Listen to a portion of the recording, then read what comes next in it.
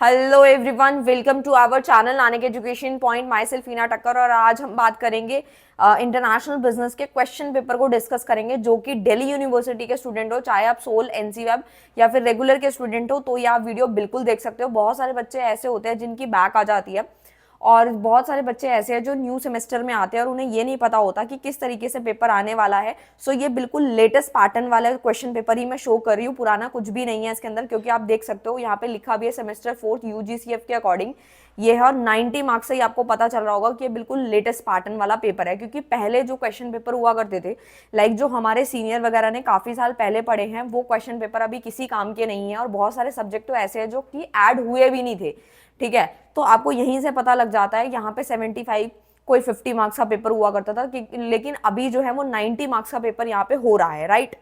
तो इस तरीके से क्वेश्चन पेपर रहता है, जैसे कि मैं आपको शो भी कर रही हूँ। This question paper contain 8 printed pages, यहाँ लिखा हुआ है। रोल नंबर यहाँ पे आपको लिखना रहता है और कुछ भी आपको फालतू यहाँ पे लिखना नहीं होता। जैसे कि मैं यहाँ पे इंग्लिश हिंदी मीडियम जो है आपको दोनों के दोनों दिए वो होते हैं, ठीक है। और पेपर को बिल्कुल यहाँ पे आप एक्स्ट्रा कुछ ना लिखे। कभी कभी क्या होता है, टीचर थोड़ा सा गुस्सा हो जाती है कि आपको फालतू चीजें नहीं लिखनी, सिर्फ रोल नंबर ही यहाँ पे मेंशन करना है, राइट। ये आपका यूनिक पेपर कोड यहाँ मेंशन होता है, ठीक है, जैसे कि मैं आपको शो कर पा रही हूँ। और उसके बाद आता है आपका नेम ऑफ द पेपर जो कि इंटरनेशनल बिजनेस का है, right. Name of the course आपका बीकॉम प्रोग्राम है, राइट। उसके बाद आपका सेमेस्टर आता है 4th जो कि यूजीसीएफ के अकॉर्डिंग लिया जा रहा है।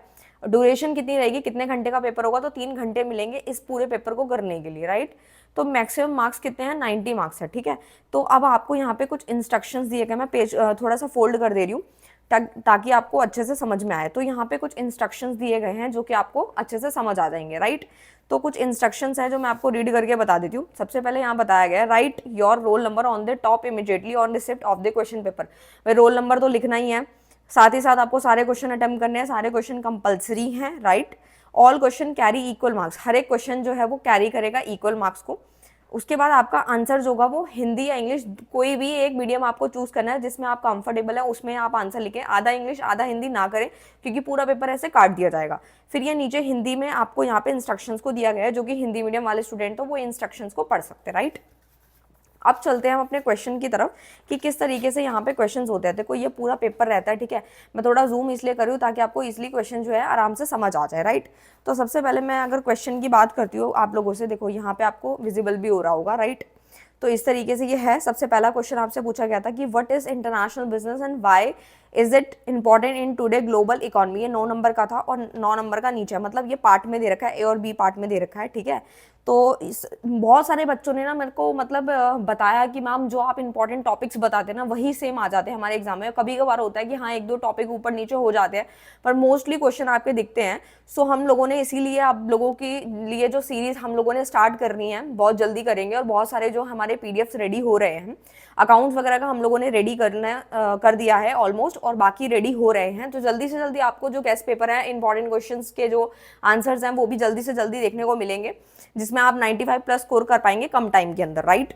सो इस तरीके से क्वेश्चन था कि पहले आपका इंटरनेशनल बिजनेस के बारे में पूछा गया था, ठीक है। और सेकंड में आपके जितने भी बेनिफिट्स हैं, चैलेंजेस हैं ग्लोबलाइजेशन से रिलेटेड, वो सब आपसे पूछे गए थे, ठीक है। क्वेश्चन को थोड़ा इंटरनेशनल बिजनेस में घुमा के पूछते हैं, बाकी टॉपिक वो सिमिलर रहते हैं, राइट।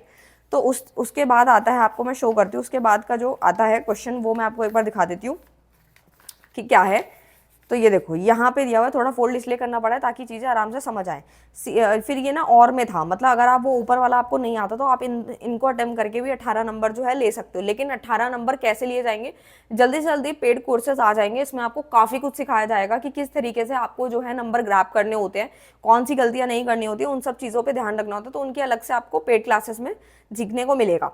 सो इस तरीके से सी एंड डी पार्ट है, जिसके अंदर आपको बताया गया है, मतलब पूछा गया है आपसे what are the main modes of entry for companies seeking to expand internationally and how they are differ, कि किस तरीके से वो डिफर होते हैं, राइट। इंटरनेशनल ट्रेड क्या है, इंटरनेशनल ट्रेड क्या रोल अदा करता है इकोनॉमिक डेवलपमेंट में, ये सारे क्वेश्चंस ग्लोबल लेवल्स वगैरह पूछे गए हैं। देन आफ्टर क्वेश्चन नंबर 2 आया था जो कि रोल पूछा गया political and legal system in international business, right. ये भी 9 नंबर का है। बहुत सारे बच्चे ना मतलब ये सोचते हैं कि 9 नंबर में से हमने 4 पेज भर दिए, 5 पेज भर दिए तो 8 नंबर तो आ ही जाएंगे, 7 नंबर तो आ ही जाएंगे, बट ऐसा नहीं होता, क्योंकि टीचर पे भी डिपेंड करता है, आपके मैटर पे भी डिपेंड करता है कि आपने मैटर किस तरीके से लिखा है, ठीक है। सो अभी जो हम लोगों की ने इंपॉर्टेंट क्वेश्चन की सीरीज बनाई है वो इसी तरीके से ही प्रिपेयर हुई है ताकि आप पूरे मार्क्स को जो है थ्योरी में ग्रैप कर पाए। ये बी पार्ट दिया गया है जिसके अंदर आपसे पूछा पूछा गया है कि cultural environment in international business, इसको डिस्कस करना था, मतलब इसके बारे में पूरा लिखना था, एग्जाम्पल, फ्लो चार्ट, सब कुछ बनाना होता है, तो वो 9 नंबर का आया था, राइट। उसके बाद आपका फिर से ये और में पूछा गया, और ये तो ये जो ये वाला है ना पीएलसी, वो तो मैंने मोस्ट इंपॉर्टेंट पहले भी बताया था, ठीक है। जो बच्चे एग्जाम दे चुके हैं वो तो समझ ही गए होंगे, ठीक है।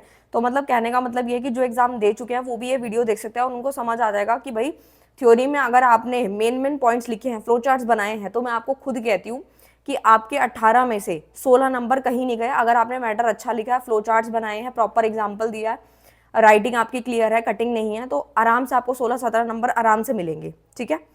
बाकी आपके मैटर पे डिपेंड करता है। तो पीएलसी मैंने ऑलरेडी इंपॉर्टेंट बताया भी था, ठीक है। टाइप्स ऑफ इन्वायरमेंट भी बताया था। सी पार्ट आपसे पूछा गया है कि कौन कौन से इंप्लीकेशन होते हैं economic environment for international business discuss, ये भी डिस्कस करना है क्या वाला क्वेश्चन था। और ये भी मैंने थर्ड वाला क्वेश्चन भी बीओपी भी बताया था कि काफ़ी इंपॉर्टेंट है, और ये ना हम लोगों ने 11th में पढ़ा था, बीओपी सॉरी 12th में भी पढ़ा है, काफ़ी बार पढ़ा है, लेकिन इस बार थोड़ा डिटेल में था और इसके कंपोनेंट वगैरह भी डिस्कस करने थे, तो 9 नंबर का था। मतलब जिन्होंने इंपॉर्टेंट क्वेश्चन करे ना उनके तो मैं कह रही हूँ कि आराम से नंबर आएंगे बिना किसी टेंशन के, और ये स्कोरिंग सब्जेक्ट होते हैं। तो बी पार्ट है हम लोगों का, और आप लोग अभी चेक भी कर रहे होंगे कि ड्यू ने अपना पासिंग क्राइटेरिया कितना चेंज कर दिया, जल्दी से जल्दी मैं उसके ऊपर भी वीडियो बनाने वाली हूँ। देन बी पार्ट आता है आपका एब्सोल्यूट एडवांटेज का कॉन्सेप्ट, ये भी मैंने बताया कि थ्योरीज वगैरह काफ़ी इंपॉर्टेंट है, इनको अच्छे से करके जाना, तो कोई भी पूछी जा सकती है, ठीक है। तो ये आई भी है, राइट।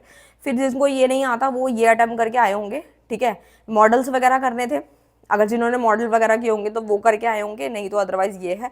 और फिर से बीओपी वाला सरप्लस डेफिसिट मैंने काफ़ी अच्छे से कराया था, मतलब जब वन शॉट कराया था ना, सो उसमें टॉपिक मैंने अच्छे से कंसिडर किया था। देन आफ्टर आते हैं फोर्थ क्वेश्चन पे, ठीक है। अब 2 क्वेश्चन ही रह गए हैं, इसको थोड़ा सा एक बार अच्छे से हम लोग देख लेना चाहते हैं। सो कंपेयर करना था, और वैल्यू बेस भी मैं कहती हूँ कि आजकल वैल्यू बेस काफ़ी ज़्यादा पूछे जाते हैं, मतलब पूछ ही लेते हैं, काफ़ी यूनिवर्सिटीज़ हैं जो उसके ऊपर क्वेश्चन पुट अप कर रही हैं। वर्ल्ड बैंक भी इंपॉर्टेंट था, बताया था। और यहाँ पे जो है आपसे पूछा गया है कि free trade areas, custom union, common market, ये सब भी आपसे पूछा गया है, तो 18 नंबर का ये था। फिर चॉइस में आपका एफडीआई था, ये भी इंपॉर्टेंट है, डब्ल्यूटीओ हो गया, ये सारे कॉन्सेप्ट थे। फिफ्थ क्वेश्चन को मैं डिस्कस करती हूँ आप लोगों के साथ, ये आपको दिख ही रहा होगा, थोड़ा मैंने जूम कर दिया है, जस्ट अ सेकेंड। अभी आपको दिख रहा होगा, विजिबल हो रहा होगा, यस, ठीक है। सो ये आपका जो फिफ्थ क्वेश्चन है, फिफ्थ में आपसे पूछा गया right a short note on the following, ठीक है। ये शॉर्ट नोट थे, कोई 3 अटेम्प्ट करने थे आपको, right. International monetary fund, IMF हो गया, आउटसोर्सिंग हो गया। आउटसोर्सिंग तो आजकल इतना इंपॉर्टेंट है, जब मैं पढ़ाती हूँ तब भी आपको बहुत सारे डेली लाइफ एग्जाम्पल्स भी दिए थे मैंने, इसके अंदर सार्क के बारे में भी काफ़ी कुछ बताया था, ठीक है। तो ये सब आया है। और देन आफ्टर इसको जो चॉइस था, मतलब ये था कि आपको कोई यहाँ पर शॉर्ट नोट 3 अटेम्प्ट करने थे, ठीक है। तो यहाँ पे 3 ये दे रखे और 2 ये दे रखे, तो जो आपको 3 अच्छे आते होंगे आपने करे होंगे, जो बच्चे आने वाले हैं आगे जो एग्जाम्स देंगे, और उनको भी ये पता होने चाहिए कि ताकि वो प्रिपरेशन कर सके। Fix and flexible exchange rate system है, मर्जर एक्विजिशन का डिफरेंस पूछा गया आप लोगों से। सो फ्लो चार्ट तो मस्ट रहते हैं, वो आपकी प्रेजेंटेशन को बहुत ही ज़्यादा अच्छा कर देते हैं, और इसके ऊपर भी मैंने बहुत सारी वीडियोज़ बनाई है, अगर आपने चेकआउट नहीं किया तो प्लीज़ आके यार चेकआउट कर लीजिए, क्योंकि काफ़ी कुछ जो है जिन्होंने चैनल सब्सक्राइब कर रखा होता है उनके पास हर एक वीडियो पहुंच जाती है, जिन्होंने टेलीग्राम भी ज्वाइन कर रखा है, ईच एंड एवरीथिंग उनकी नोटिफिकेशन में उनको मिल जाती है, और उनके मार्क्स भी अच्छे आते हैं, और वो फिर कमेंट भी करते हैं और मैसेज भी करते हैं कि मैम बहुत अच्छा एग्जाम गया और हमने काफ़ी मेहनत करी, आपने भी मेहनत कराई। सो वो चीज़ बड़ी अच्छी लगती है, अप्रिशिएशन मिलता ही है डेफिनेटली।